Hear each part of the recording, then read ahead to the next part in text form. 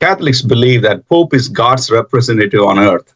They call him the Vicar of Christ, meaning the representative of Christ, the head of the visible church on earth. What happens to the church when this supposed representative of God on earth speaks with three voices at once? What happens when there is more than one person claiming to be that God-ordained representative on earth? What happens when popes excommunicate other popes, curse one another, and kings choose sides in this unholy civil war? This is the story of the Western Schism, a 40-year nightmare when Western Christianity fractured from within, a crisis that would shatter the moral authority of Rome and sow the seeds of Martin Luther's Reformation a century later. Welcome to Discern Scripture YouTube channel. We post videos regularly on various topics that are related to the biblical world, its history, and its present relevance. We would really appreciate if you subscribe and help us reach a wider audience. We are committed to bring unique content and fresh perspective to our analysis that will inform mind and strengthen faith. Please feel free to look through our recent series and other videos and share them with those that might be interested. Now let's get on with the video. First, let's take a look at the background. When we talk about popes, we think of Vatican and Rome, but there was a time popes did not live in Italy. For nearly 70 years, the papacy didn't even reside in Rome.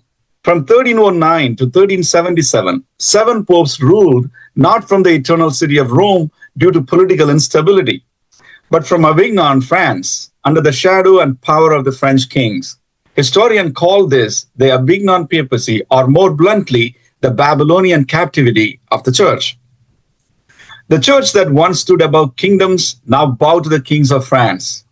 Catherine of Siena, a Catholic nun, wrote to Pope Gregory XI and made an impassioned plea for him to return to Rome. Return, Father, to the place of blessed Peter's bones, for you are the vicar of Christ, not the servant of kings. Moved by her fiery words, Gregory XI returned the papal seat to Rome in 1377, after 68 years of exile. But unfortunately, he died just 1 year later.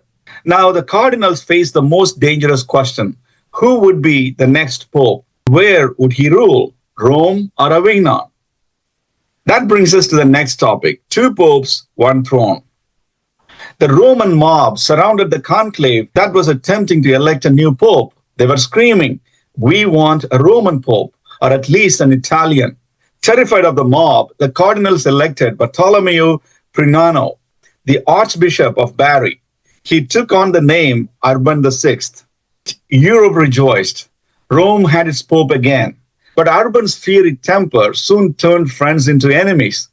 He accused his cardinals of corruption, screamed at the ambassadors, and even threatened some with torture. One chronicler described him as a man with the zeal of a reformer, but the fury of a tyrant.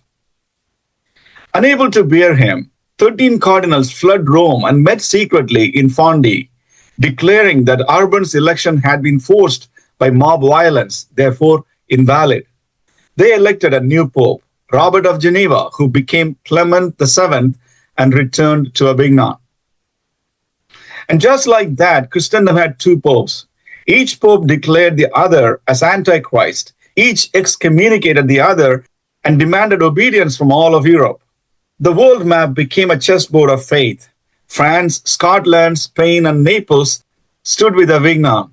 England, the Holy Roman Empire, and most of Northern Europe sided with Rome. The schism wasn't just theological. It was political war in priestly robes. Kings financed rival courts. Bishops refused sacraments from opposing sides. One satire of the time mocked, "We have 2 sons in heaven, and both burned the church to ashes." That was the tragic truth. Let's move on to part 3. Then there were 3 popes. For nearly 2 decades, rival popes ruled, each claiming divine legitimacy. Christians didn't know which priest's blessing was valid or which pope held the keys to heaven. Then came the Council of Pisa in 1409, called by desperate cardinals who wanted unity. They boldly deposed both existing popes, Urban's successor in Rome and the Clemens in Avignon, and they elected a third man, Alexander V. But the plan backfired spectacularly. The rulings of the Council of Pisa did not have any teeth. Neither of the old popes accepted the deposition. Now, instead of 2 popes, there were 3. 3 papal seals, triple excommunications, maps with 3 centers of power. 1 in Rome, 1 in Avignon, and 1 in Pisa. One French writer despairingly said this: Christ has 3 vicars, and all curse one another. Europe's faith was exhausted.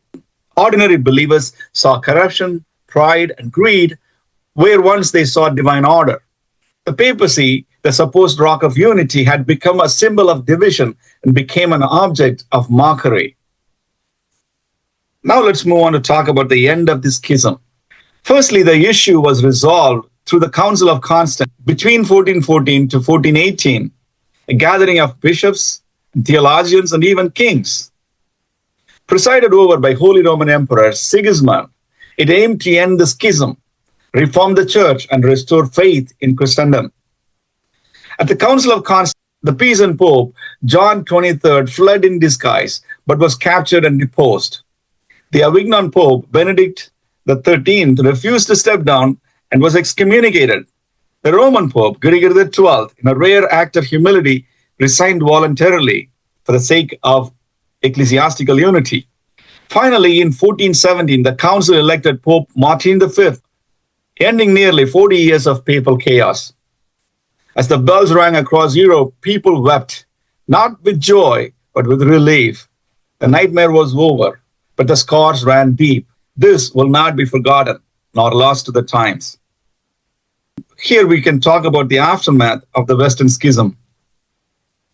The Western Schism left behind a wounded church and a cynical Europe. For decades, Christians had watched popes excommunicate other popes, councils defy popes, and kings manipulate the sacred office. Faith in papacy, once unshakable, was now fragile. Theologians began to ask, if council could depose popes, maybe the pope wasn't infallible after all. This idea, known as conciliarism, would inspire later critiques of papal power. We Protestants particularly must remember this. This Council of Constance that healed the divisions and united the Western Church also committed unforgivable treachery. It was this council that sentenced humble Bohemian preacher from today's Czech Republic, Master John Huss. He was called to present his case at the council with the promise of safe conduct, but he was arrested, denied safe conduct out of the city of Constance, eventually burned at the stake on July 6, 1415.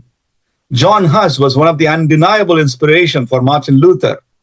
In fact, during one of his disputations, Luther would openly defy Rome by stating that he was a Hussite, a follower of John Huss, the proto-reformer whom Rome silenced a century before by brute force and by authority of the Council of Constance. A century later, in 1517, Martin Luther nailed his 95 Theses to the door of the Wittenberg's Castle Church. He denounced indulgences, corruption, and papal abuses like John Huss. And behind his protest lay a haunting historical memory, the time when the church itself had been divided, deceived by power, immorality, and greed. Roman Catholic Church, as usual, attempted to silence Luther like they did with John Huss. They invited Luther to testify before the Holy Roman Emperor at the Imperial Diet of Worms with the promise of a safe conduct.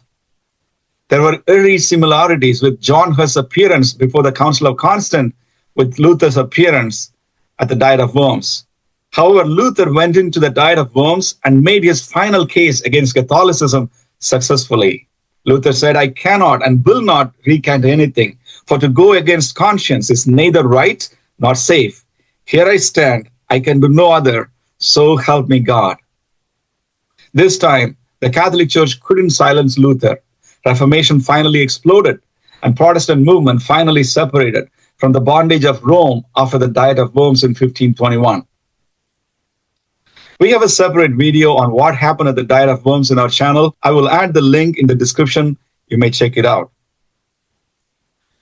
As historian Philip Hughes wrote, the Reformation was not born in one day. It was a child of a long decay, of which the Western Schism was the most shameful symptom.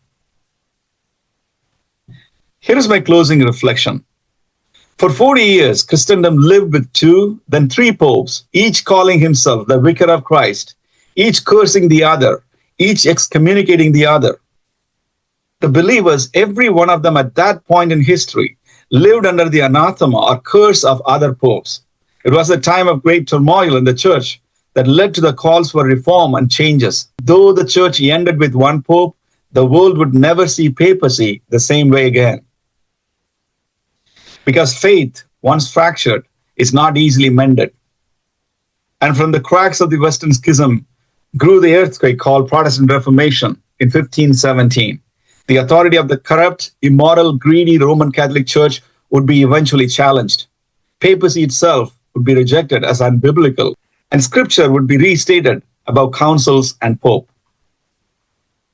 Thank you so much for watching. If this episode gave you something to think about, hit like and share this video and subscribe for more.